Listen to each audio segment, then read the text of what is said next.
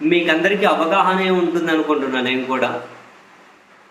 ఎక్కడైనా కనుక ఒక రియల్ ఎస్టేట్ వెంచర్ వేసిన వాళ్ళు ఆ వెంచర్ ఎట్లా ఉంటుంది, ఎక్కడ ఏమొస్తుంది, బ్లూ ప్రింట్ ఎట్లుంటుంది, ఆ వాల్యూ భూమి వాల్యూ పెరుగుతుందా, అక్కడ ఏమేమి సౌలభ్యాలు ఉన్నాయి, ఏమేమి ఫెసిలిటీస్ ఉన్నాయి, ఈడ పార్క్ ఇస్తున్నాం, ఆడ స్విమ్మింగ్ పూల్ ఇస్తున్నాం, ఈడ అది వాడుతున్నాం, ఈడ ఇది వాడుతున్నాం, ఈడ ఇంటర్నేషనల్ ఎయిర్పోర్ట్ ఉంది, ఆడ సెర్చ్ ఉంది అని చెప్పి కస్టమర్లను కన్వే చేసేకి రకరకాల ప్రయత్నాలు చేస్తూ ఉంటారు.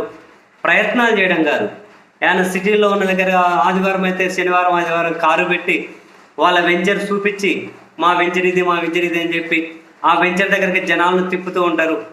సో దట్ విపరీతంగా జనాలు వచ్చిపోతూ ఉన్నారు. ఇంక ఇక్కడ మామూలు డెవలప్మెంట్ కాదు, ఇంకా ఫుల్ కాంపిటీషన్ ఉంటుంది, మనం త్వరగా కొనుక్కోవాలి అని చెప్పి ఎగబడతారు అన్నది ఒక అంచనా. అది ఒక బిజినెస్ ఏమంటారు, ఒక బిజినెస్ స్ట్రాటజీ. అది మీరు చూసే ఉంటారు సేమ్ వెంచర్. ఇప్పుడు అమరావతి వెంచర్కి సంబంధించి కూడా నెక్స్ట్ చంద్రబాబు నాయుడు గారి సర్కార్ అదే చేయాల్సిందే. వాళ్ళు ఏమంటున్నారు, భూమి అమ్మాలి, భూమి అమ్మి డెవలప్ చేస్తాం, ఫస్ట్ 10,000-15,000 కోట్లు పెట్టాలి, తర్వాత అక్కడ మౌలిక వసతులు కల్పించాలి, తర్వాత భూమి అమ్మాలి, అమ్మిన భూమి దాని మీద ఖర్చు పెట్టి డెవలప్మెంట్ చేయాలి అని. సేమ్ అది కూడా అటువంటి వెంచరే. అండ్ ఇక నుంచి ఏం చేయాలి, వేరే వేరే దేశం వాళ్ళందరినీ పిలిపించాలి.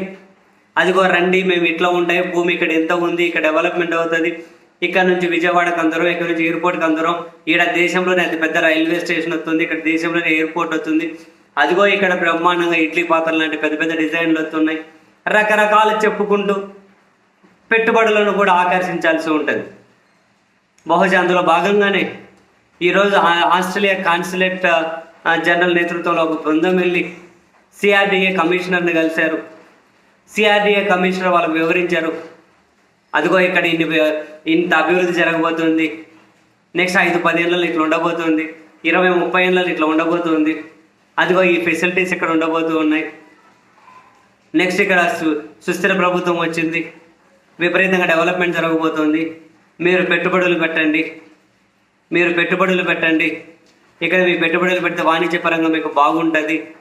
సో మొత్తం మీద అయితే ఆస్ట్రేలియా బృందంతో సమావేశమై అమరావతిలో పెట్టుబడులు పెట్టమని చెప్పి అమరావతిలో. సో ఇక్కడ నుంచి స్టార్ట్స్ ఇవన్నీ కూడా.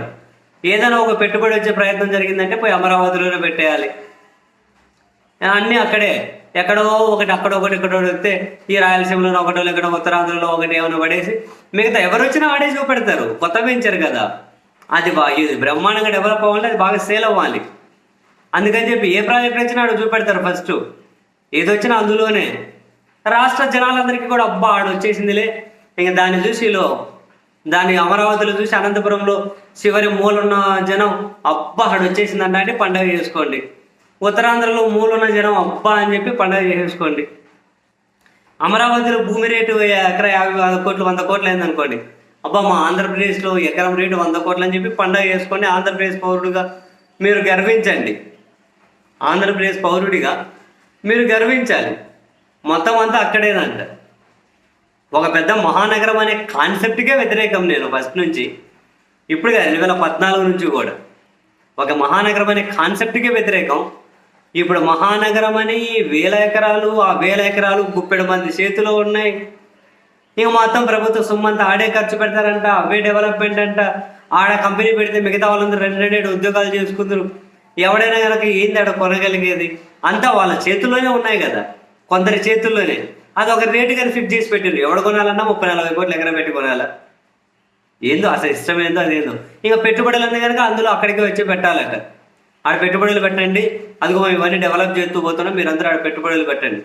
ఆడ ఎప్పుడు పెట్టుబడులు పెట్టాలి, మిగిలిన రాష్ట్రం అంతా ఎప్పుడు పెట్టుబడులు పెట్టాలి, ఎప్పుడు రాష్ట్రం అంతా డెవలప్ అవ్వాలి. ఏమో అబ్బో మనం ఇట్లా చెప్పాము అంటే మనం పిచ్చోళ్ళం.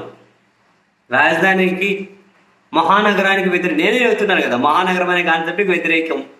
ఇప్పుడు కాదు, 14 నుంచే వ్యతిరేకం. 14 నుంచి వ్యతిరేకం అప్పుడే అంటూ ఉంటుంది. ఆ విజయవాడ గుంటూరు ఎక్కడో దగ్గర 4 బిల్డింగ్లు కట్టి పెడితే పోవడానికి ఆ 2 జంట నగరాలు డెవలప్ చేసి ఆ మూల దగ్గర సెక్రటేరియట్ పెడితే అయిపోయాయి.